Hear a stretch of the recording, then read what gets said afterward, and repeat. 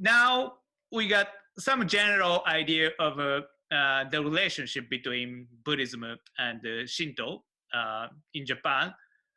Now we want to talk about more kami. So what is kami exactly? Is this like a god or what, the deity, or what is kami? Please tell us. Kami is so interesting. So really difficult in a way to define kami.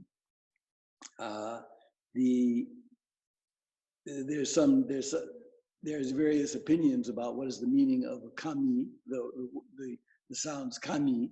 Sometimes people say fire and water. Sometimes people say the first and last syllable of kagami, shinkyo, mirror. Sometimes the people say the first and last syllable of kashikomi, meaning with awe and reverence. Basic, I think, of Shinto is that nature is divine. Life is divine. Earth is alive. Everything is a miracle. Everything is kami. Earth itself is kami. Nature is kami. The spirit of great nature is kami. Wonderful. So in that sense, Buddha is kami too? Of course. Interesting. So Jesus Christ is kami. Of course. Oh, wow. So in Shinto, can I worship Buddha and Jesus Christ at the same time? Of course. Shinto is thinking, Amatsu kami, kunshi kami, yao yorozu, jiho yorozu no kami sama, heavenly kami, earthly kami, 8 million myriads of kami, 1,000 million myriads of kami, infinite kami. Kind of a feeling, a way to get feeling of Shinto is an anime. Everything is alive. The word anime means things are alive.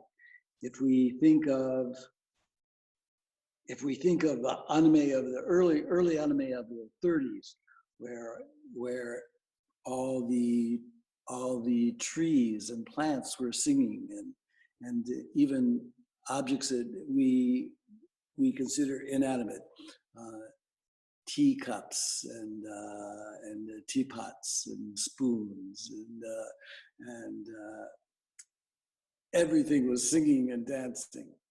Everything is alive. To have really, I think, have Shinto feeling, if you imagine that the earth itself is sacred, earth itself is divine, earth is coming. Everything that we encounter is coming. We are moving, it's all miraculous. It's all divine.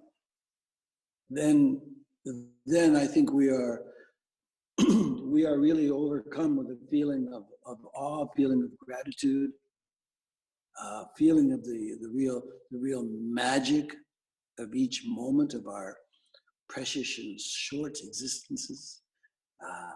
That kind of feeling is Shinto feeling, in my opinion. Wonderful. So any object, even we might think normally it's not alive, like you say spoons and all this. Everything. They could be kami. That's what you Everything. Everything. Everything. Wow. Everything. Of course, which is why there's a funeral for a sense, or funeral for Hari, or why there is a funeral for Tao. Any such thing. Every such thing has existence, has meaning.